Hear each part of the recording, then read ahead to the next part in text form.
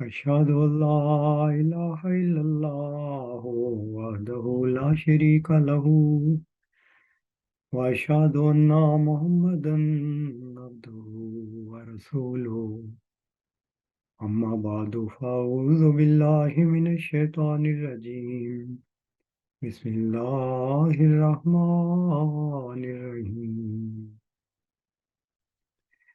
الحمد لله رب العالمين الرحمن الرحيم مالك يوم الدين إياك نعبد وإياك نستعين اهدنا الصراط المستقيم صراط الذين أنعمت عليهم غير المغضوب عليهم ولا الضالين آمین۔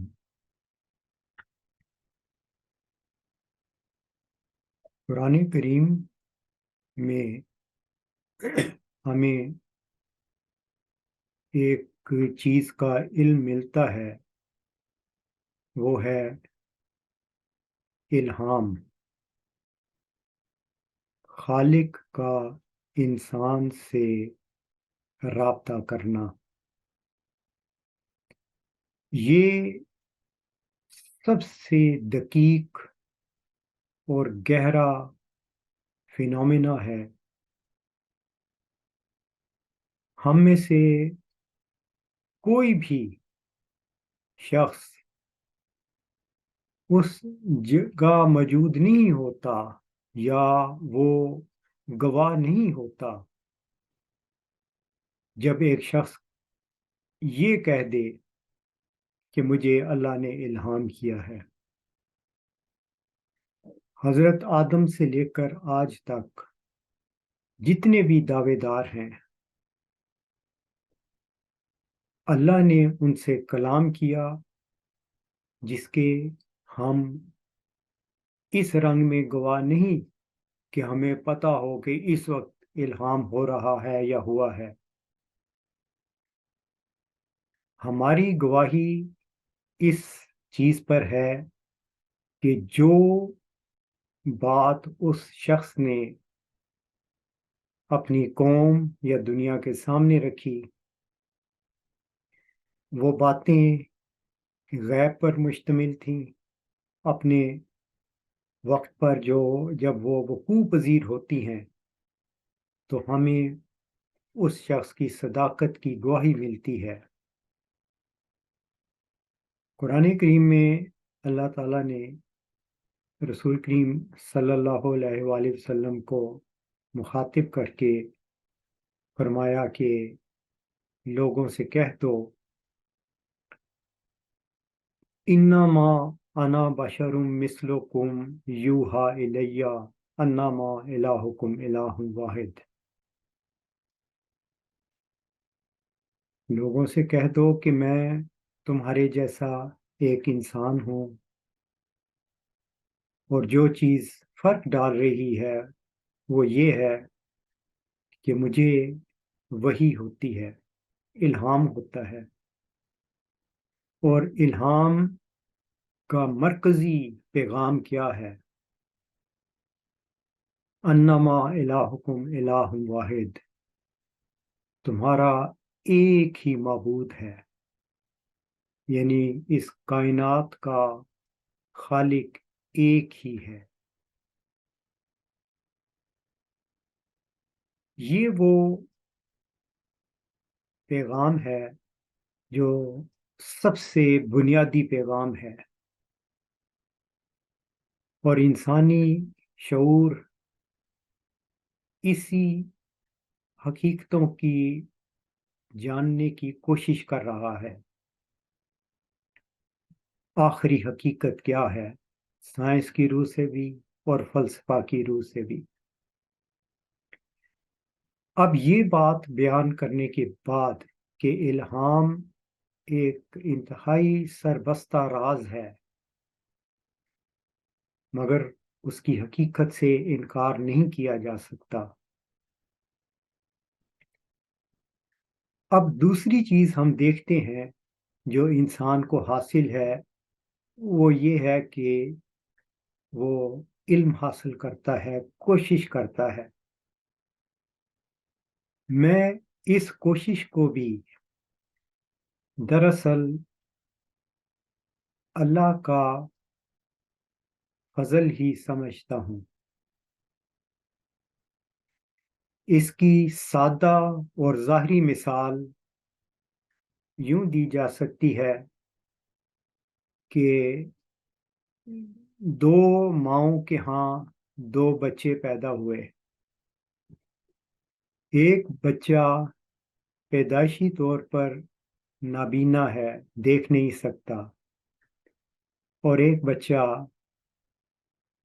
انتہائی تیز نظر اور کسی بھی کمزوری سے پاک ہے۔ اب یہ دونوں بچے اپنی مرضی سے یہ صلاحیتیں لے کر پیدا نہیں ہوئے، تو دونوں کی دنیا میں کارکردگی، رول مختلف طرح کا ہوگا۔ جو دیکھ سکتا ہے اس کی صلاحیتیں، اس کا کردار بالکل اور ہوگا، اور جو نہیں دیکھ سکتا اس کا اور طرح کا ہوگا۔ یہ ظاہری طور پر ایک مثال دی۔ اسی طرح ایک اور سادہ سی مثال یہ دیکھ لیں کہ ایک شخص معذور ہے اور چلنے پھرنے کے لیے وہ سہارے کا محتاج ہے۔ اس کے بالمقابل دوسرا شخص ہے، وہ خوب صحت مند ہے، مضبوط ہے، اور چلنا کیا، وہ ایک تیز دوڑ میں بھی کا نمونہ بھی دکھا سکتا ہے۔ تو یہ ظاہری طور پر فرق ہے، اور دونوں کا پیدا کرنے والا ایک ہی خالق ہے۔ یہ ایک الگ بحث ہے کہ اس نے ایسا فرق کیوں رکھا۔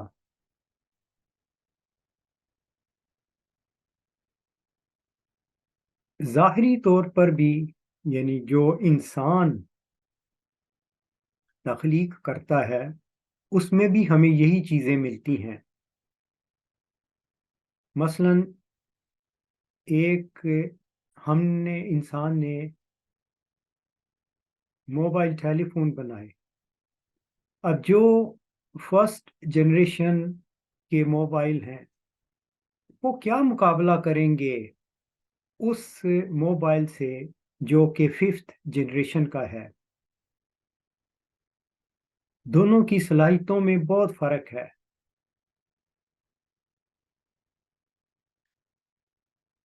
اسی طرح ایک گاڑی جو 10 ہارس پاور کی ہے، وہ اس گاڑی کا کیا مقابلہ کرے گی جو 1000 ہارس پاور کی ہے۔ دونوں ہیں گاڑیاں ہی۔ یہ صلاحیتیں ہیں جو کسی وجود میں موجود ہوتی ہیں۔ تو اس وجہ سے اقتصادی علم کے بارے میں بھی میں یہی سمجھتا ہوں کہ یہ اللہ تعالیٰ کا یہ بھی فضل ہوتا ہے۔ اب انسانوں میں ہم دیکھیں کہ ہر شخص نیوٹن نہیں بن سکتا، یہ اللہ کی عطا تھی۔ ہر شخص آئنسٹائن نہیں بن سکتا، ہر شخص کارل مارکس نہیں بن سکتا، ہر شخص فرائیڈ نہیں بن سکتا۔ اسی طرح دنیا کے ہر شعبے میں دیکھ لیں، جو اس میں قدور شخصیات ہیں، ان میں ان کی ذاتی محنت کا کتنا دخل ہے اور اللہ تعالیٰ کا فضل ان پر کتنا ہے، یہ بھی تجزیہ کیا جا سکتا ہے۔ اسی وجہ سے میں یہ سمجھتا ہوں کہ آیت الکرسی میں جو یہ آیت آتی ہے، وَلَا يُحِيطُونَ بِشَيْءٍ مِّنْ عِلْمِهِ إِلَّا بما شاء، کہ وہ اس خالق کی ہستی کے بارے میں کچھ نہیں جان سکتے سوائے اس کے کہ وہ اپنے فضل سے کسی کو نواز دے۔ اس میں دونوں چیزیں آ جاتی ہیں، یعنی ملہم، اللہ کسی پر الہام کر کے اس کو عطا کر دے، یا اللہ کسی کو صلاحیتیں بخش کر نواز دے۔ تو یہ چیز ساری اللہ کے فضلوں پر منحصر ہے۔ اب یہ جو الہام کی میں نے بات کی، یہ ایک ایسا سلسلہ ہے جو ہمیشہ سے ہے، دائمی ہے۔ اللہ اپنا فضل ظاہر کرتا رہتا ہے، لیکن ہم یہ دیکھتے ہیں کہ اس کے ساتھ ساتھ کچھ مفاد پرست ہمیشہ ظاہر ہوتے رہتے ہیں، جو اللہ کے ان فضلوں کو، جو اس نے کسی شخص پہ کیا ہوتا ہے، اس کو کیش کرتے ہیں، اس کو اپنے دنیاوی مفادات کی خاطر جعلی لبادہ اوڑھ کر استعمال کرتے ہیں اور فریب کاری کرتے ہیں۔ اور اب آپ دیکھیے کہ قوموں نے ہمیشہ انکار کیا ہے، وہ یہ سمجھتے ہیں کہ جو بھی ہمارے پاس اگر کوئی اللہ کا الہام یافتہ آ گیا تھا تو وہ یہ دعویٰ کرنا شروع کر دیتے ہیں کہ اب اللہ اس کے بعد یہ اپنا فضل کسی پہ نازل نہیں کرے گا۔ ہم سورۃ مومن میں حضرت یوسف کی قوم کا حال بھی پڑھتے ہیں۔ وہاں پہ اللہ تعالیٰ فرماتا ہے کہ جب وہ یوسف علیہ السلام فوت ہو گئے تو قوم نے کہنا شروع کر دیا کہ اب اللہ کسی اور کو مبعوث نہیں کرے گا۔ یہ قوموں کا رنگ ہوتا ہے۔ اس کے اوپر مرزا بشیر الدین محمود صاحب نے تبصرہ کیا ہوا ہے، جیسے آج کل کے مسلمان کہتے ہیں، یعنی مرزا صاحب علیہ السلام نے دعویٰ کیا، وہ یہ تو مسلمان کہتے ہیں کہ نہیں، نبی کریم صلی اللہ علیہ وسلم کے بعد کوئی اللہ تعالیٰ اب مبعوث نہیں کرے گا کسی کو۔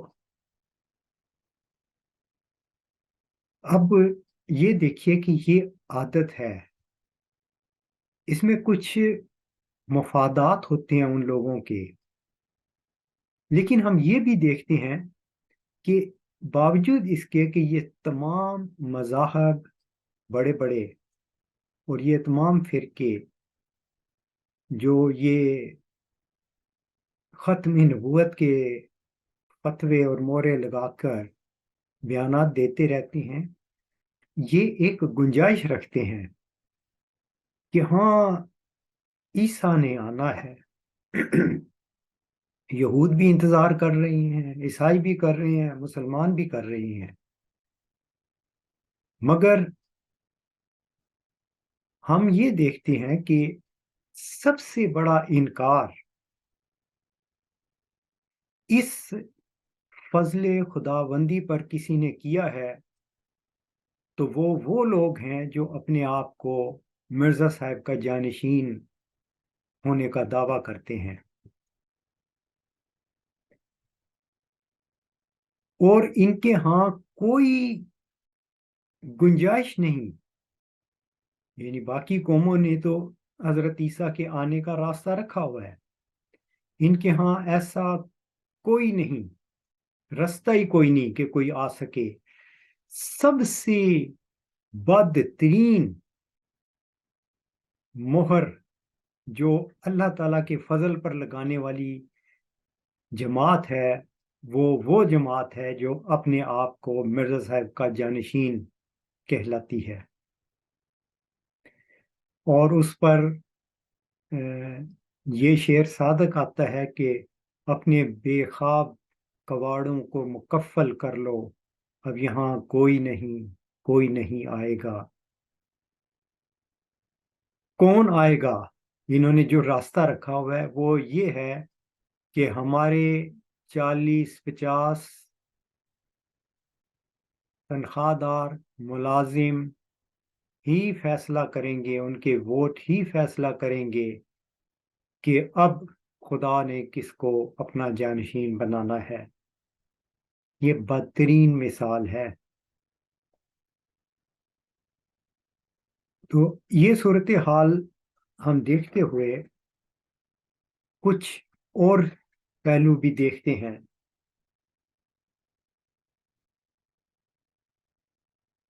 مثلا ہم یہ دیکھتے ہیں کہ علم کی دنیا میں ایک عالم گزرا ہے، گلیلیو، جس نے یہ اس علم کی بنیاد پر جو خدا نے اسے بخشا تھا، کلیسا کے اصولوں کے، نظریات کے، عقائد کے خلاف یہ چیز پیش کر دی کہ زمین گھومتی ہے۔ سارا کلیسا اس کا مخالف ہو گیا۔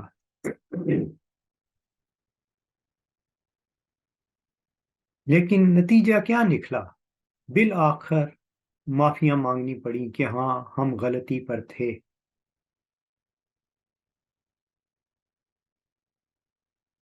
اسی طرح آج کے زمانے میں دیکھیں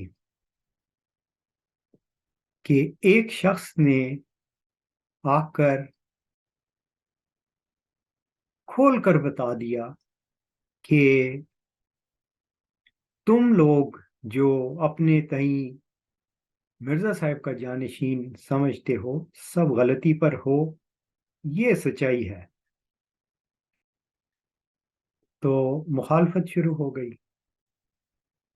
مقاطعہ، اخراج، اور وہی سارے طریق اپنائے گئے جو حق کے مخالفین ہمیشہ اپناتے آ رہے ہیں، جس کو قرآن کریم نے بیان کیا ہوا ہے۔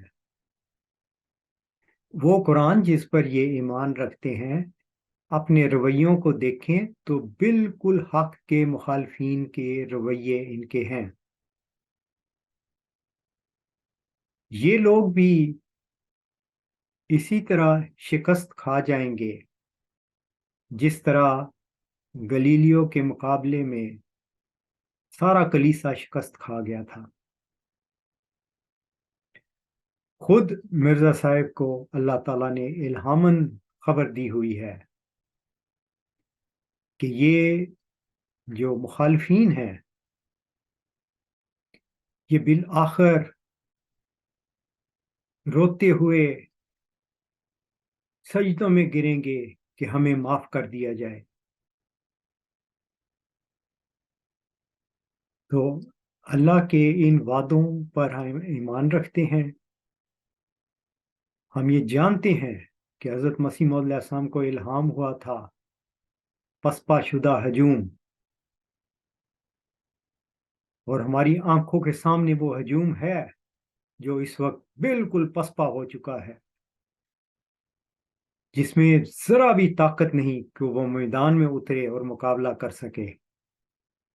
اور یہ علم کا میدان ہے، اور علم کے میدان میں یاد رکھنا چاہیے کہ حضرت مسیح موعود علیہ السلام نے اپنی جماعت کی نشانی یہ رکھی تھی کہ وہ دلائل کی روح سے سب کا منہ بند کر دیں گے۔ جس طرح حضرت عیسیٰ علیہ السلام نے کہا تھا کہ اگر تم میں رتی بھر بھی ایمان ہوگا تو تم پہاڑ سے کہو کہ اپنی جگہ سے ٹل جائے تو وہ ٹل جائے گا۔ ایسی نشانی حضرت مرزا صاحب نے تو نہیں رکھی، انہوں نے تو یہ نشانی رکھی تھی کہ میرے ماننے والے جو مجھ پر ایمان، سچا ایمان رکھتے ہیں، وہ دلائل کی روح سے سب کا منہ بند کر دیں گے۔ تو آج ہم کھلی دعوت دیتے ہیں کہ آئیے، آپ جو سب اپنے آپ کو مرزا صاحب کی طرف منسوب کرتے ہو، تو مرزا صاحب نے تو اپنے ماننے والوں کی یہ نشانیاں رکھی تھیں۔ ان نشانیوں کی روح سے، دلائل سے ہم سے بات کریں، لیکن میرا 8 سال کا تجربہ ہے کہ کوئی اس میدان میں نہیں آتا، اور نہ ہی کوئی امید ہے کہ آئے گا، اور جو آئے گا وہ انشاءاللہ تعالی حق بات کے مقابل کبھی بھی کھڑا نہیں ہو سکے گا۔ اب ایک اور پہلو اس چیز کا میں لیتا ہوں۔ رسول کریم صلی اللہ علیہ وآلہ وسلم نے فرمایا تھا کہ میری امت یہود و نصارہ کی نقل کرے گی۔ جب ہم بنی اسرائیل کا حال پڑھتے ہیں تو قرآن کریم میں بالکل ابتدا میں ہی، یعنی سورت بقرہ میں، اللہ تعالیٰ فرماتا ہے، یعنی بنی اسرائیل کی حالت، اور یہ یاد رکھیں کہ یہی حالت رسول کریم صلی اللہ علیہ وسلم کی امت میں بھی ہونی تھی۔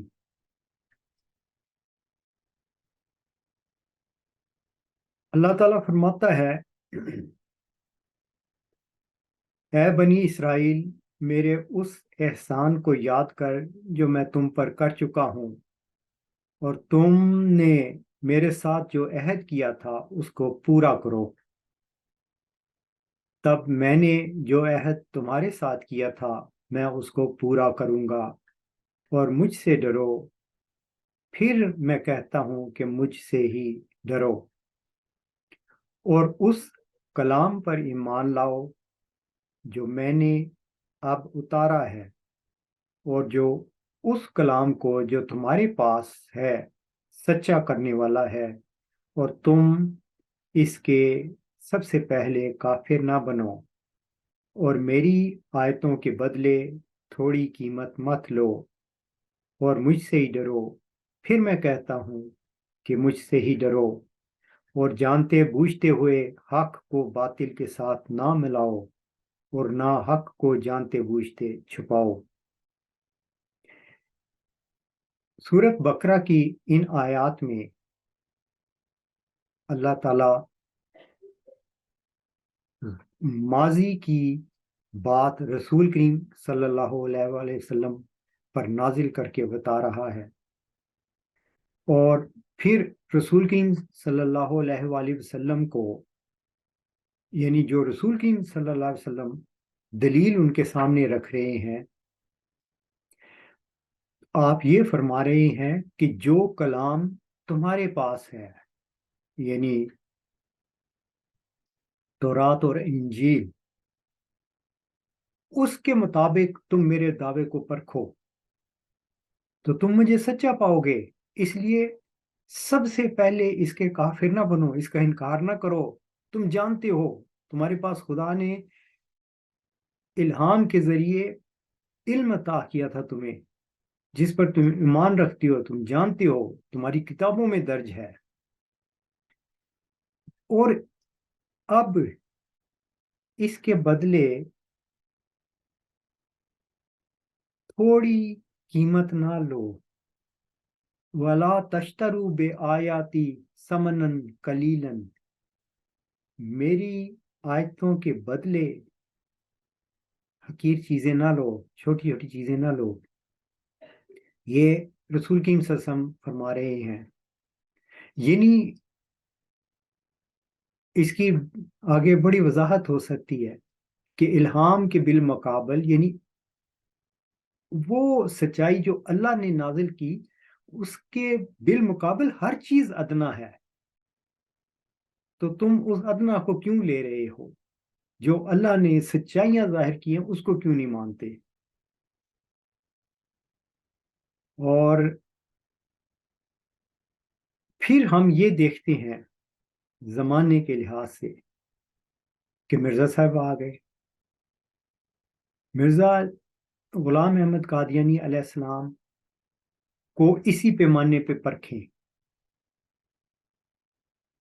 کیونکہ آپ کی امت یعنی رسول کریم صلی اللہ علیہ وسلم کی امت نے بھی بنی اسرائیلی رنگ دکھانے تھے، یہود و نصارہ کی نقل کرنی تھی. جب مرزا صاحب علیہ السلام نے اپنے دعوے کو رکھا تو یہی بات تو سامنے آتی ہے قرآن کی روح سے کہ تم تمام مسلمانوں کے فرقے جانتے ہو، ایمان رکھتے ہو کہ آئندہ زمانے میں ایک مسیح نے آنا ہے، اور میں یعنی مرزا صاحب علیہ السلام دعویٰ کر رہی ہیں کہ میں ان وعدوں کے مطابق آیا ہوں. تو اب تمہیں انکار کی کیوں سوچتی ہے؟ اس لیے کہ تم سچائیاں نہیں قبول کرتے، بلکہ اپنی جو گدیاں بنا بیٹھے ہو وہ تمہیں زیادہ عزیز لگتی ہیں. پھر یہ دور بھی گزر گیا، آج تقریباً 100 سال سے زیادہ کچھ عرصہ گزر گیا. تو یہ جماعت جو یہود کی طرح یہ کہتی ہے کہ ہم ہی خدا کے خاص لوگ ہیں اور ایک مکر و فریب کا جال بن کر سادہ انسانوں کو سچائی سے دور کر دیا، ان نام نہاد سربراہوں کے سامنے جب ایک شخص نے یہ معاملہ رکھا کہ مجھے خدا نے غیب سے خبر دی ہے کہ یہ سچائیاں ہیں جن کو تم دانستہ یا غیر دانستہ طور پر بھلا بیٹھے ہو، تو اب قرآن کا کلام دیکھیں کہ اس کلام پر ایمان لاؤ جو میں نے اب اتارا ہے، اور وہ اس کلام کو سچا کرتا ہے جو تمہارے پاس ہے. تم سب سے پہلے اس کا سب سے بڑھ کر اس کا انکار کرنے والے مت بنو، جیسا کہ مرزا طاہر احمد صاحب نے کیا تھا اعلان اگست 1993 میں کہ تم مرو گے، تمہاری نسلیں مریں گی، نسلوں کی نسلیں مرتی چلی جائیں گی، تم خلافت کے سوا کسی اور مجدد کا منہ نہیں دیکھو گے. یہ ہے ولا تکونوا اولا کافرین بہی، تم اس کے سب سے بڑھ کر انکار کرنے والے نہ بنو. اچھا، اب وہی بات آج بھی صادق آتی ہے جو اگلی آیت ظاہر کر رہی ہے، وَلَا تَشْتَرُوا بِآيَاتِي ثَمَنًا قَلِيلًا، میرے نشانات کے بدلے، میری آیتوں کے بدلے ثَمَنًا قَلِيلًا نہ لے لیا کرو. یعنی عارضی سے سامان وہ تمہیں خوبصورت لگتے ہیں، خاندانی گدی، طاقت، دولت، یہ تم ان کو ترجیح دیتے ہو اس سچائی کے بدلے جو میں نے اتاری ہے اس کا انکار کر دیتے ہو. وَلَا تَلْبِسُوا الْحَقَّ بِالْبَاطِلِ، اور جانتے بوجھتے ہوئے حق کو باطل کے ساتھ نہ ملاؤ. ان تمام چاروں سربراہان کی تقاریر جو مجدد یا خدا تعالیٰ کی طرف سے ہدایت یافتہ آئے گا اس کے بارے میں ان کے بیانات دیکھیں. حق کو میں باطل اس طرح ملا دیتے ہیں کہ عام انسان بیچارہ بھٹک جاتا ہے، اس کو سمجھ نہیں آتی کہ حقیقت کیا ہے. وَتَكْتُمُ الْحَقَّ، تم حق کو نہ چھپاؤ. انہوں نے حق کو چھپایا ہے. وَأَنْتُمْ تَعْلَمُونَ، اور تم جانتے ہو. یہ بات کہ یعنی اس وقت مرزا مسرور صاحب جو جماعت کے سربراہ ہیں اور ان سے پہلے مرزا طاہر احمد صاحب تھے، کیا ان کو علم نہیں کہ اس زمانہ میں کس شخص نے کیا دعویٰ کیا ہے؟ اچھی طرح جانتے ہیں. وَأَنْتُمْ تَعْلَمُونَ، تم اچھی طرح جانتے ہو. لیکن ثمناً قلیلاً، تمہیں زیادہ اچھا لگتا ہے اور تم اللہ کے بالمقابل ثمناً قلیلاً کو ترجیح دیتے ہو. تو یہ یاد رکھو کہ سب نے ایک دن اس دنیا سے منتقل ہو جانا ہے اور ہم سب اپنے اپنے اعمال کے جواب دہ ہیں. ہم اپنے رب کے حضور پیش ہو جائیں گے. یہ ایک الگ مضمون ہے جو بڑی سچائیوں پر ہے مشتمل، کہ انسان مرنے کے بعد زندہ ہو جاتا ہے. اس کو جو کچھ اس نے کیا ہوتا ہے اس کا جواب دینا ہوتا ہے. تو ہر شخص کو سچائی کو قبول کرنا چاہیے. اللہ نے جو بھی استعدادیں اسے بخشی ہیں اس کے مطابق پوری نیت سے تقوی کے ساتھ اپنے رب کی طرف رجوع کرنا چاہیے. وہی رب ہے جس کی ہمیں تلاش ہے اور اسی کو پانے کے لیے ہمیں تمام اعمال کرنے چاہیے. وآخر دعوانا ان الحمد للہ رب العالمین.